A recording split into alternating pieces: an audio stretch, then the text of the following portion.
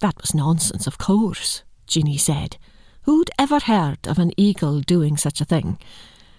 But repeat a lie often enough, and it becomes as solid and as unwieldy as fact, she added. It's a sad truth that the gossip was led by people from our own family.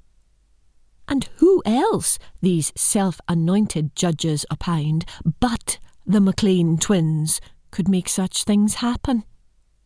Fire and prayer were the answer. Fire would cleanse, and prayer would see that the land and sea would turn back to health and prosperity. And if the twins had to be sent back to hell, so would the wretch who gave them life. The pain of it all had settled in Jeanie's eyes and informed every look, every gesture. And so, as soon as she was able, she'd relocated to this glen, away from the clan that had treated her and hers so abominably. Jeanie paused in the telling, her eyes gleaming with the light from the fireplace. Of course, they had no idea how wrong they were. Satisfaction warred with something else in her expression. Another emotion I had difficulty naming at first. Could it have been humility? The twins didn't have the gift.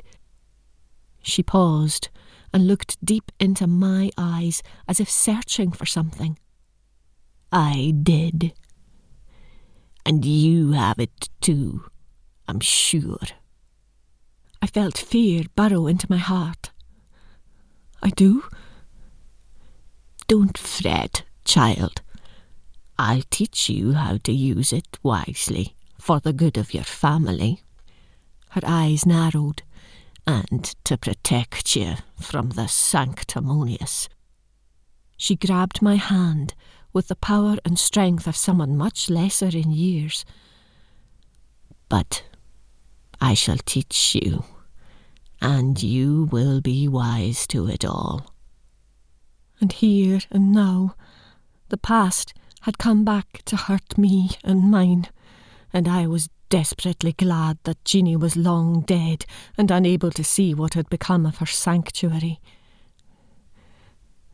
Having lived a life almost as long in years and pain as the fabled Jeanie, I sneaked back up to the village of Anlochart, carried the last 500 yards on the strong back of my great-nephew Archie.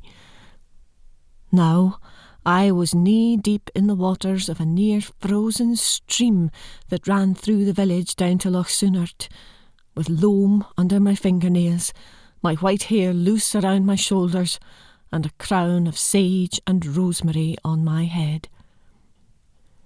Pain, Jeanie had warned me, was the key to an efficacious spell. Emotional or physical, preferably both. Hence the bone-seeping chill of the river that ran past our erstwhile homes. With a barely stifled sob and a heart near breaking, I took one look over my shoulder at the homes that had housed my family for generations. Flames still licked at the sky from the timber and thatched roofs lit by the factor and his men after they had thrown me and mine out onto the cold moor and destroyed everything we owned. It was happening all over the country, I knew, lands being cleared of humans for the more profitable sheep and lambs.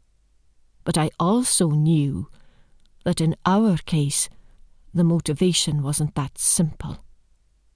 A sin other than greed was our undoing, and it came from family.